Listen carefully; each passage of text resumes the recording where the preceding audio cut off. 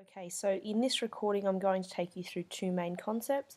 The first being how to measure an angle using a protractor. I've got the digital protractor here that will be helping me, and also how to work out the angle with the angles, the total angle of a triangle, so working out the angles within a triangle. So first of all, with the protractor, I know that this is sometimes the tricky bit.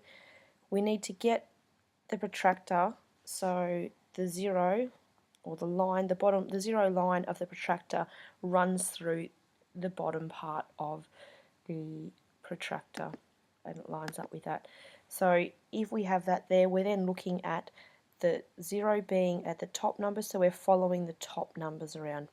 So what I'm going to, if I didn't have a digital one, I'd follow it around until it's actually about 138. That's where it lines up, because that's 135 there.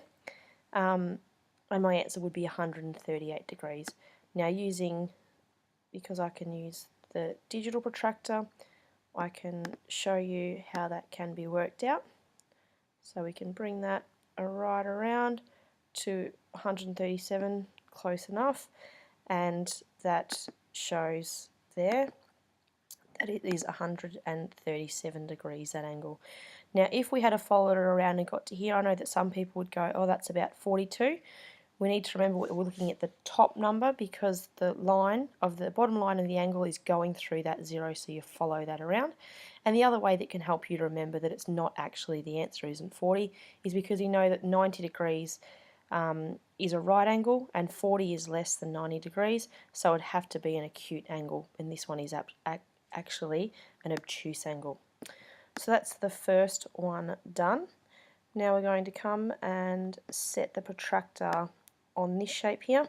Same deal, we're going to set it up so that it has the angle. The protractor is going to go through the bottom line. The zero line is going to line up there with for the protractor. So doing that, I've got that set up. So now I need to measure the distance between, so we're measuring between the two lines. So you can see there that we're starting at 0, we're going to 10 degrees, so we're looking at the top number again, 20, 30, 40, 45, 46, and that would be 47 degrees. It's not quite up to the 50, but it's past the 40 and past the 45 mark. So using our digital protractor, we can have it there and a little bit further, and it is actually 47 degrees, and we can know that that's about right because it's halfway to 90, which is our right angle, and that is, of course, an acute angle. So we can leave a little copy of that there. So we can come down to this one. Now with this one here, we actually don't even need to measure it, because see, I'll move that out of the way, see that little box there on the shape? That shows you that it's actually a 90-degree angle. You can see that there. I can do this to show you, and we do that to show that it's when it has that box there, it's a 90-degree angle. It doesn't need to be measured. Last one, I'm going to set the 0 on the bottom of the angle, set this up here. I'm going to flick this so it starts at the 0. And now what we're doing, we've been measuring on the top numbers so far. We're going to measure on the bottom numbers for this one. So you can see how it's gone through the bottom 0. So that's where we go. So it's 40, 41, 42, 43. It's 44 degrees. Once again, we know it's about 44 degrees is fairly close to being right, because it's less than 90 degrees, which is a right angle, which then makes this angle an acute angle. So if we measure that up, it is 44 degrees.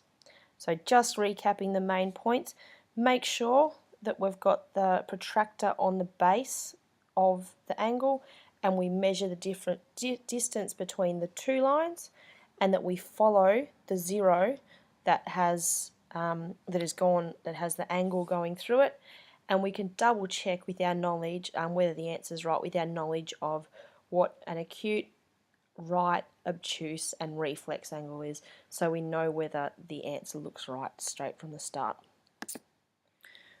Okay, so what we're going to do here is work out the internal angles in a triangle.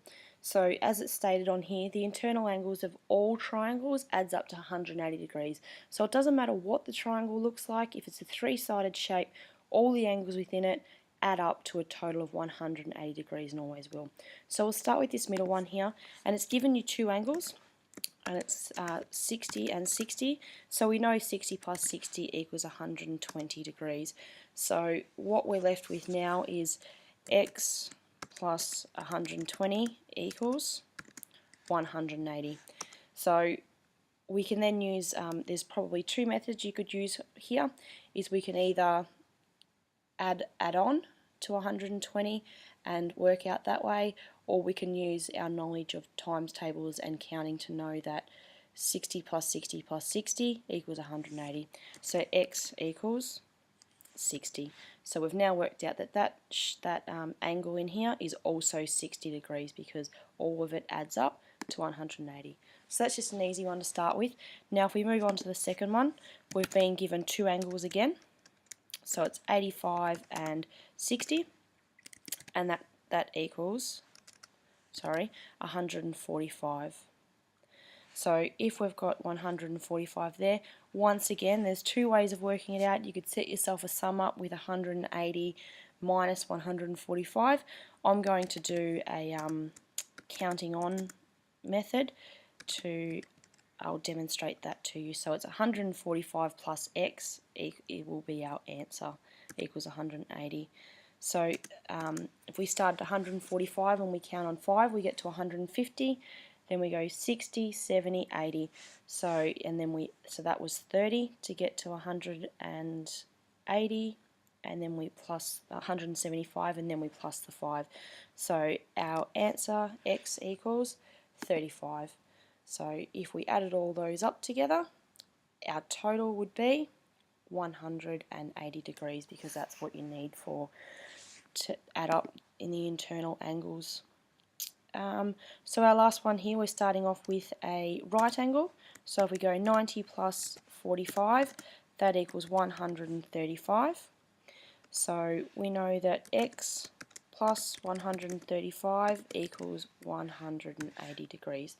Once again, there's two ways of setting it up. You could set up a minus or a subtraction sum, where it's 180 minus 135. I'm going to do counting on again. So I'm going to go 135, 145, 155, 165, 175. So I've added 40 so far, and another 5 to get to 180. So x equals 180. So the main points of this is to remember is that the internal angles of all triangles adds up to 180 degrees. So you need to make sure that whatever x is, it equals, when you add it to the other ones, it equals 180 degrees.